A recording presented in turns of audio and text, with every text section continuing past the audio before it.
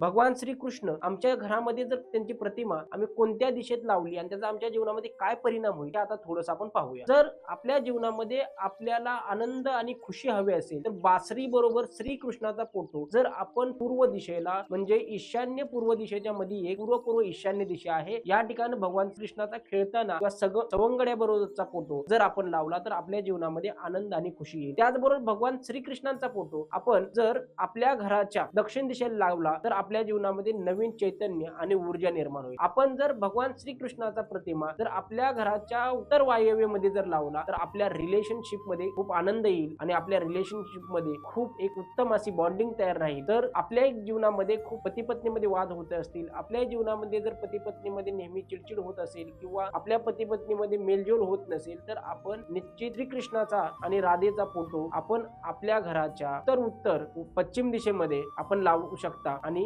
त्याचा आपण आनंद घेऊ शकता. धन्यवाद.